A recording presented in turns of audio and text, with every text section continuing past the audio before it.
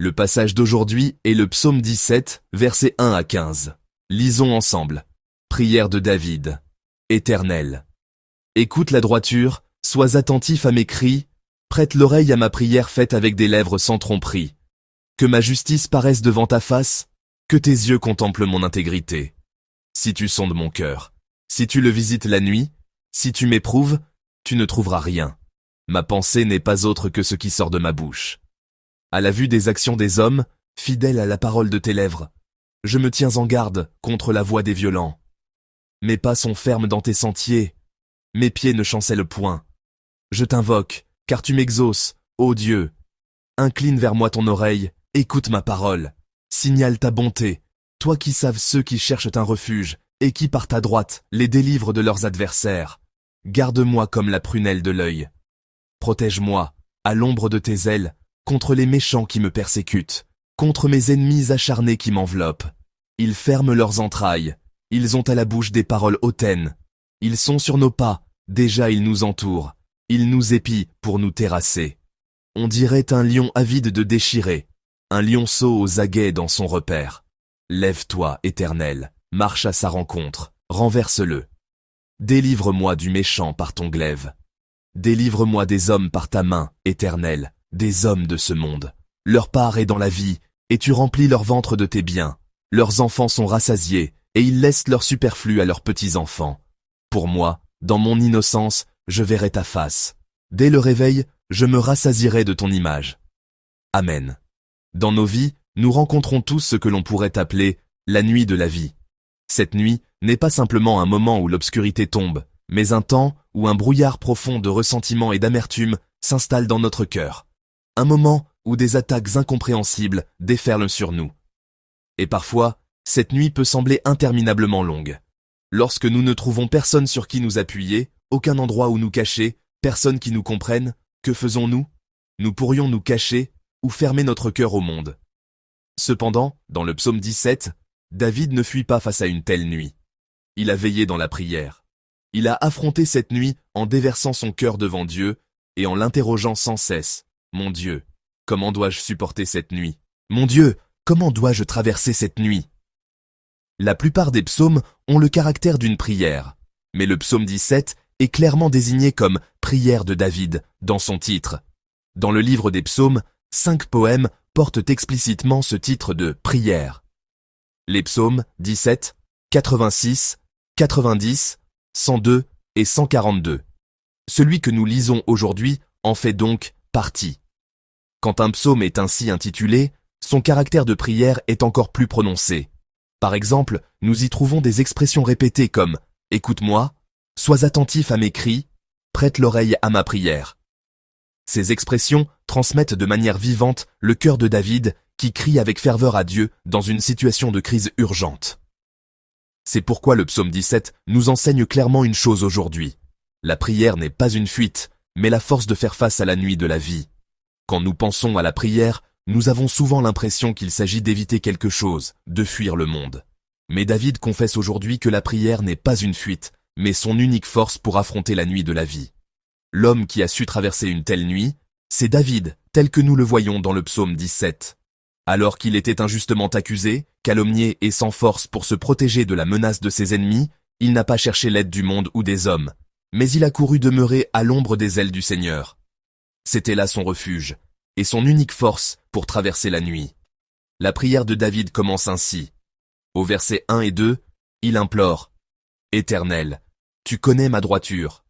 Seigneur, juge-moi toi-même. » La prière de David pour traverser la nuit ne contient pas seulement du ressentiment. Elle naît d'une profonde honnêteté qui le pousse à s'examiner d'abord lui-même. Il dit en substance « Sonde mon cœur, éprouve-moi durant la nuit. Tu ne trouveras rien de mauvais en moi. » Face à la souffrance, David se place d'abord lui-même devant Dieu. Et après s'être examiné devant lui, il peut affirmer « Seigneur, au moins, je n'ai pas péché par mes lèvres. » Cette confession n'est pas une affirmation de sa propre justice, ni une preuve de sa perfection. C'est simplement la confession honnête qui émane de celui qui s'est tenu devant Dieu sans rien cacher.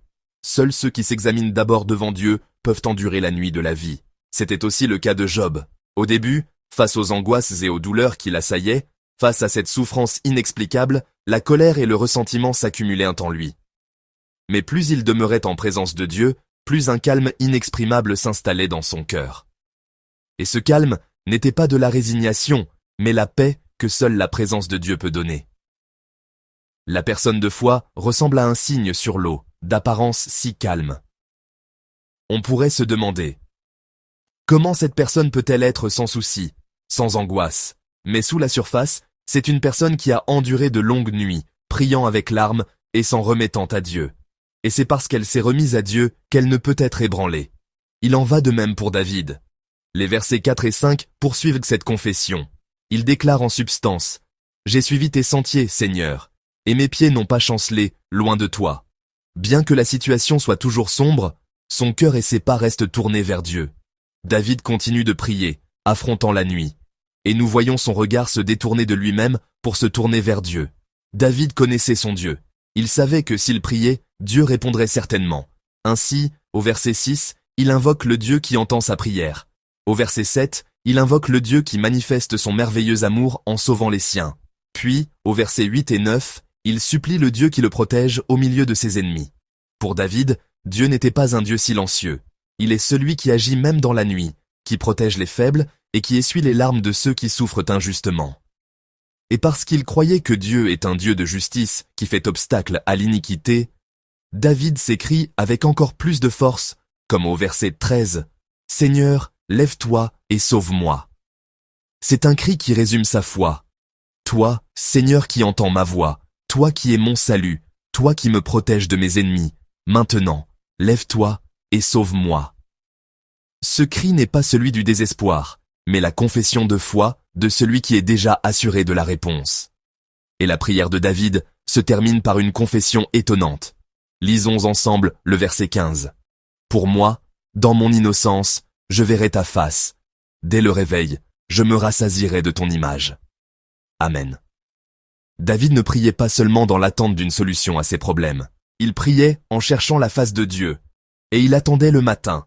Il priait continuellement, traversant la nuit profonde et obscure, dans l'attente de ce matin où Dieu le réveillera et lui rendra justice.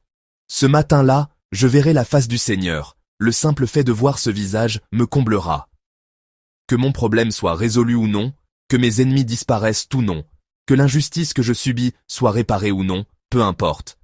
Au matin, la vue du visage du Seigneur me satisfera. Voir la face du Seigneur signifie que sa présence est avec moi, et, en même temps, que Dieu m'approuve.